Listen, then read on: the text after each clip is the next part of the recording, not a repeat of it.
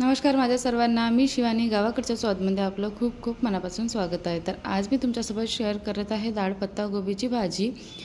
जी आपल्याला आपण साधी भाजी करतो ना पत्तागोबीची, ती खायची इच्छा होत नाही एकतर. तर त्यामध्ये थोडीशी मी डाळ टाकली, म्हणजे जेणेकरून खायला पण छान वाटेल आणि टिफिनमध्ये वगैरे द्यायला पण छान वाटेल. तर चला सुरू करूया आजची रेसिपी. त्यासाठी मी काय केलं, कढाईमध्ये 2 चम्मचच्या जवळपास तेल टाकलेलं आहे आणि त्यामध्ये थोडंसं जिऱ्याचं फोडणी दिली आहे. सोबतच त्यामध्ये बारीक चिरलेला कांदा टाकला व आलं लसणाचा पेस्टसुद्धा टाकलेला आहे.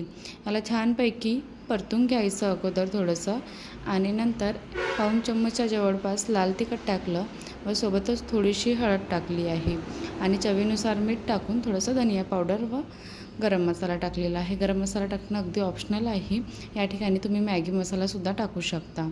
आणि हे अगोदर काय करायचं, पूर्ण मसाले छानपैकी तेलामध्ये शिजवून घ्यायचे व नंतर यामध्ये बारीक चिरलेला टमाटर टाकायचा.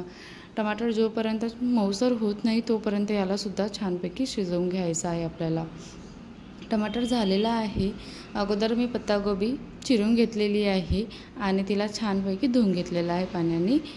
आणि नंतर सोबतच मी यामध्ये 2-3 तासाच्या अगोदर चण्याची डाळ असते ना, ती भिजायला ठेवली होती. डाळसुद्धा छानपैकी भिजलेली आहे. तर तिला अगोदर धुवून घ्यायचं 2-3 पाण्याने आणि नंतरच यामध्ये टाकायचं आहे. तुम्ही अगर सपोज तुम्हाला आणखी छान डाळ शिजलेली पाहिजे नसेल तर तुम्ही थोडंसं उकडून हिला टाकू शकता, किंवा अशा प्रकारे टाकली ना तर लवकर शिजते म्हणा भाजीसोबतच.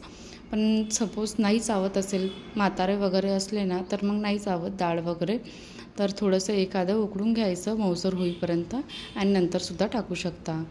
नंतर भाजीला छानपैकी मिक्स करून घ्यायचं व मीडियम फ्लेमवर हिला झाकून असं शिजवून घ्यायचं आहे. भाजीला पाणी आपोआपच सुटते पत्तागोबीला, तर पाण्यामध्येच ही छानपैकी शिजून जाते. तर पाणी टाकायची आवश्यकता वगैरे पडत नाही. अशा प्रकारे भाजीला शिजवून घ्यायचं. ऑलमोस्ट शिजत आलेलीच आहे. तर यामध्ये मी आणखी हिला 2 मिनटं शिजवून घेते थोडंसं, आणि नंतर यामध्ये कोथिंबीर टाकून मिक्स करून घ्यायचं. तुम्हाला आवडत असेल ना आलू वगैरे यामध्ये, तर बारीक चिरून आलूसुद्धा टाकू शकता. सपोज डाळ नाही आवडली तर आलूसुद्धा टाकू शकता, पण मला डाळ जास्त आवडते यामध्ये टाकलेली पत्तागोबीच्या भाजीमध्ये. तर डाळ वगैरे टाकली छान वाटते. अशा प्रकारे भाजी तयार झालेली आहे. बघू शकता किती छान दिसत आहे. आणि तुम्हाला पण अशा प्रकारे भाजी बनवायची असेल तर बनवून बघा. आणि आवडली असेल आजची रेसिपी तर माझ्या चॅनेलला सबस्क्राईब करायला विसरूसुद्धा नका. Take care. बाय.